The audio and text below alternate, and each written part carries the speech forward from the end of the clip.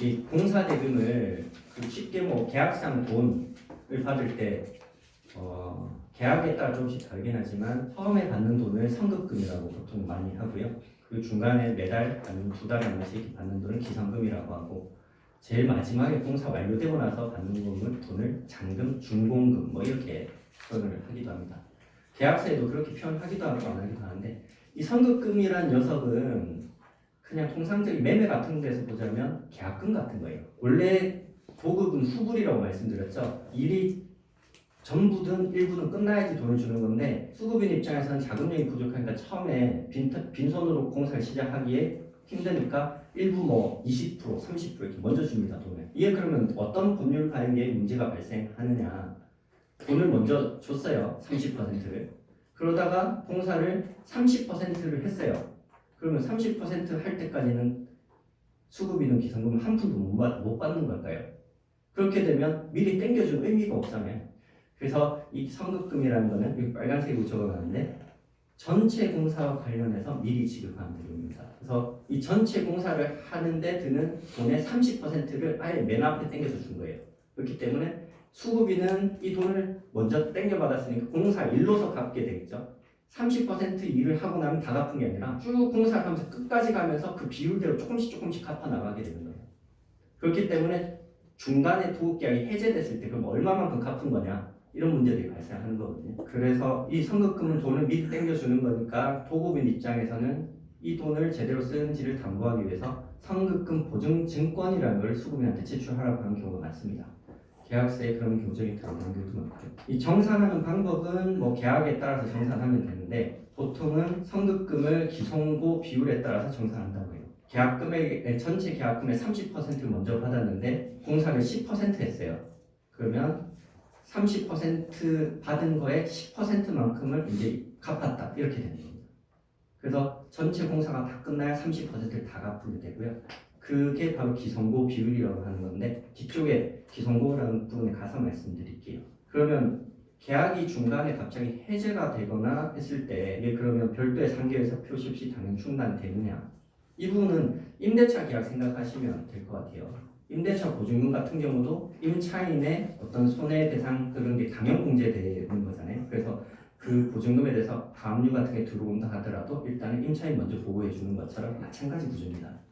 일단 여기에 관한 판례도 있고 하니까요. 일단 참고를 하시고요. 이런 부분은 사실 분쟁에서 크게 많이 발생하지 않아서 제가 빨리 좀 그냥 간단하게만 말씀을 드리는 거고 기성고라는 말을 되게 많이 듣는데요. 기성고 확정, 기성고라는 말 많이 듣는데 이게 왜 필요한지가 문제가 돼요. 이 공사를 그냥 진행을 잘 하면 사실은 법률가가 끼어들어서 기성고가 뭐고 이런 얘기를 할 게 없어요. 왜냐하면 건축주 도급인하고 수급인 사이에 그냥 공사 진행된 만큼 눈으로 몇 퍼센트 진행됐네, 몇 퍼센트만큼 돈 줄게 이렇게 하고 계속 진행하면 되기 때문에 문제가 안 되는데 공사가 중간에 해제가 돼버리면 이 건물이 10층짜리 건물인데 3층까지 지었어요. 그런데 해제가 되면 진짜 30%만큼 이거를 한 게 맞나? 알 수가 없죠. 왜냐하면 외부 골조만 하는 게 아니라 안에 또 인테리어도 다 해야 되고 해야 되는 일이 되게 많은데 과연 3층까지 지었는데 이게 몇 퍼센트만큼 돈을 줘야지만 될 건지 알 수 없잖아요. 그렇기 때문에 이 기성고라는 걸 확인해서 그만큼만 돈을 주도록 하기 위해서 이게 확인하는 절차입니다. 기성고는 당연히 감정을 통해서 보통 확인을 하게 되고요. 이거는 건설감정 실무에 있는 자료인데 기성고 비율이라는 거는 공식입니다. 이 공식은 제가 그냥 감정인들이 쓴 공식이 아니라 대법원 판례로 판시하고 있는 계산 방식이에요.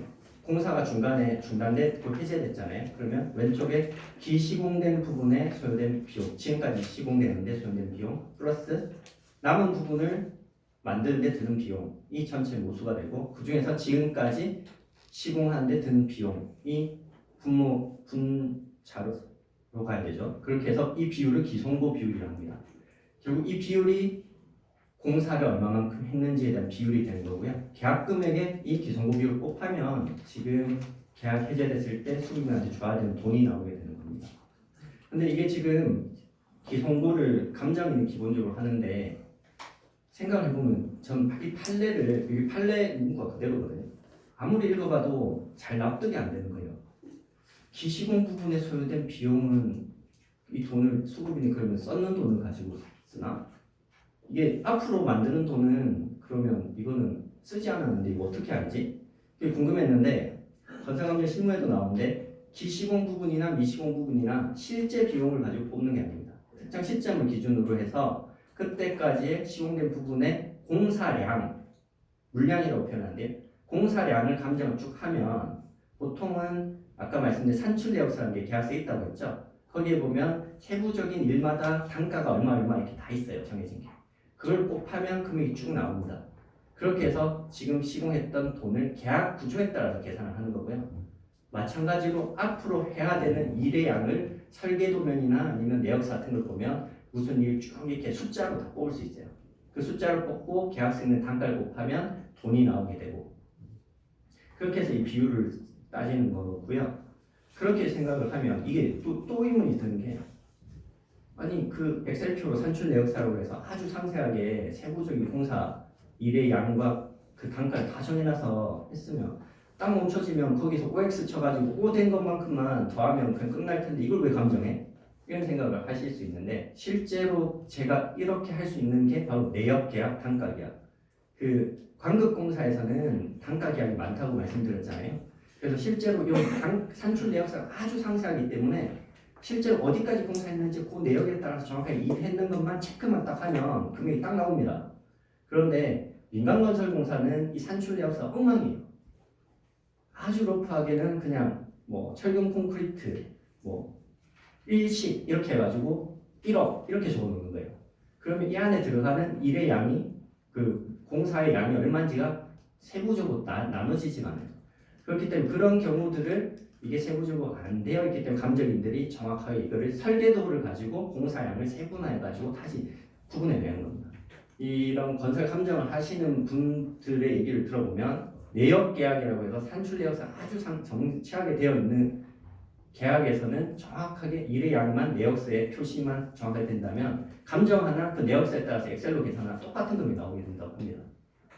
근데 저희는 대부분 소송은 민간공사를 많이 소송하기 때문에 그렇지 않다는 걸 일단 말씀드리고요. 기성금은 일단 일을 하면 돈을 받는 거니까 사실 문제는 그렇게 복잡하지 않습니다.